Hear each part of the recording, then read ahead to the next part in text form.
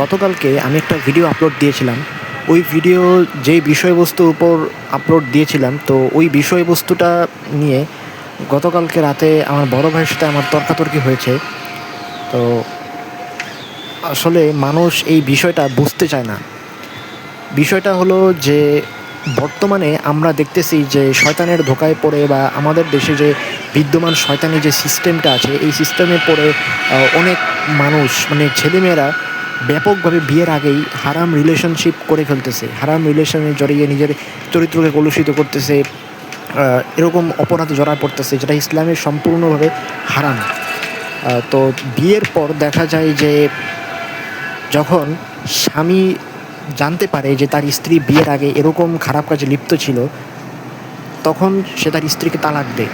তো ব্যবস্থাগুলো যে আমি বলেছি, এটা গত ভিডিওতে আমি বলেছিলাম যে এই বিষয়গুলোর কারণে।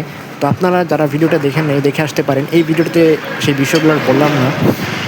তো স্বামী তখন তার স্ত্রীকে তালাক দেয়, যে বলে, আমি বিয়ে আগ পর্যন্ত আমার চরিত্রকে হেফাজত করেছি, এখন তুমি বিয়ের আগেই এই নিজের চরিত্রকে কলুষিত করেছো, আমাকে বিয়ের আগে তুমি জানোনি, তুমি আমার সাথে প্রতারণা করেছো। তো বিষয়টা হলো যে আমি যতটুকু জানি, আমি ইসলাম সম্পর্কে জানার চেষ্টা করতেছি, কোরআন পড়তেছি। তো ইসলাম এটা সমর্থন করে না যে নিজের পাপ অন্যের কাছে প্রকাশ করা, এটা ইসলাম সমর্থন করে না। এটা কেউই করবে না, মানে করতে চাইবে না, নিজের পাপ অন্যের কাছে প্রকাশ করা এটা উচিতও না। এটা নিয়ে অনেক হাদিস আছে, আমি গত ভিডিওতে আলোচনা করেছি। তো আমার বড় ভাই বলতেছে যে আমি জীবনে কখনো কোনো হারাম রিলেশন করিনি, আলহামদুলিল্লাহ আমিও করিনি। তো আমার ভাইয়ের ভাষ্য যে তাহলে আমি এমন কাউকে কেন মেনে নিব যে অতীতে হারাম রিলেশন করেছে? এটা তো আমি মেনে নিব না। আমি যদি জানতে পারি বিয়ের পর যে আমার স্ত্রী আরেকজনের সাথে এই কাজ করেছে, তাহলে আমি তাকে সোজা তালাক দিব। বা বিয়ের আগে সে পুঙ্খানুপুঙ্খভাবে অতীত, বর্তমান এগুলো নিয়ে সে ঘাটাঘাটি করে তারপর সে বিয়ে করবে। তো অতীত নিয়ে ঘাটাঘাটি করা এটাও ইসলাম সমর্থন করে না। ইসলামে, কোরআনে আল্লাহ বলেছেন, তোমরা মানুষের গোপনীয় বিষয় অনুসন্ধান করো না। তো এই বিষয়টাও ইসলাম সমর্থন করে না।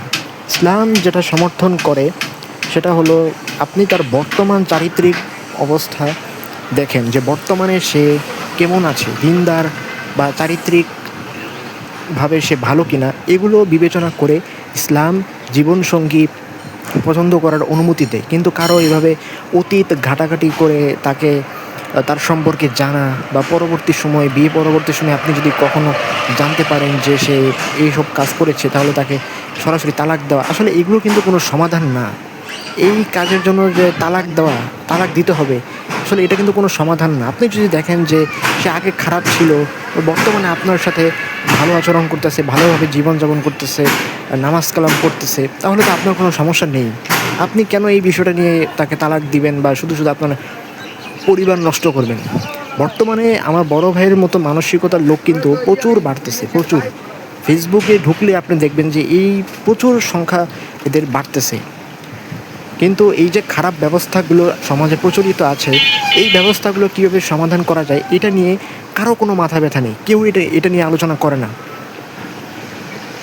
তো আমি আমার বড় ভাই সম্পর্কে আমি একটু বলে নিই। সবার কাছে অনুরোধ করব যে এভাবে আপনারা বিচার বিবেচনা না করে আপনারা আপনাদের স্ত্রী বা স্বামীর বর্তমান দিনদারিতা দেখে তাকে জীবনসঙ্গী হিসেবে পছন্দ করুন, যে বর্তমানে সে কোনো অপরাধের সাথে জড়িত কিনা, বা দিনদার কিনা, বা আপনার স্ত্রী যদি বিয়ের পর আপনার মা বাবার সেবা করে বা আপনার সাথে ভালো আচরণ করতেছে, আল্লাহর সন্তুষ্টি অর্জন করার চেষ্টা করতেছে, তাহলে সব ঠিক আছে। আর বলবেন তাকে অবশ্যই যে তুমি অতীতে যদি কোনো গুনাহ করে থাকো তাহলে আল্লাহর কাছে তওবা করো, আমিও করি। আসলে এটাই হওয়া উচিত। এভাবে শুধু তালাক দেওয়া এটা আসলে কোনো সমাধান না। তো বিষয়টা সবাই বোঝার চেষ্টা করবেন। তালাক দিলে আপনার পরিবার ভেঙে যাবে, এতে সবচেয়ে বেশি খুশি হবে শয়তান। কারণ শয়তান এটাই চায় যে মানুষের অর্ধেক দিন ভেঙে যাক, এটাই শয়তান চায়। তো এই জন্য আমি সবার কাছে অনুরোধ করব যে আপনারা কখনোই হারাম রিলেশন করবেন না। বিয়ের আগে হোক বা বিয়ের পরে হোক, কখনোই এই হারাম রিলেশনে জড়াবেন না। এটা স্পষ্ট একটা একটা হারাম কাজ এবং এটার ক্ষতি সুদূর প্রসারী। এই হারাম রিলেশনের কারণে আপনার বিয়ে পরবর্তী সময়েও ঝামেলা হবে এবং আপনি আল্লাহর অভিশাপও পেতে থাকবেন সবসময়। এজন্য যদি এই পথে যদি জড়িত থাকেন, এখনই আজকে থেকেই আল্লাহর কাছে তওবা করে ফিরে আসুন, নয়তো আল্লাহর অভিশাপও পাবেন, পরবর্তীতে আপনি সাংসারিক জীবনেও সুখী হবেন না। ইনশাআল্লাহ আল্লাহ আপনাকে ক্ষমা করে দিবেন আপনার তওবার বিনিময়ে এবং একটি সুন্দর জীবন দান করবেন ইনশাআল্লাহ। ভিডিওটি ভালো লাগলে অবশ্যই লাইক, কমেন্ট ও শেয়ার করে দিবেন। আসসালামু আলাইকুম।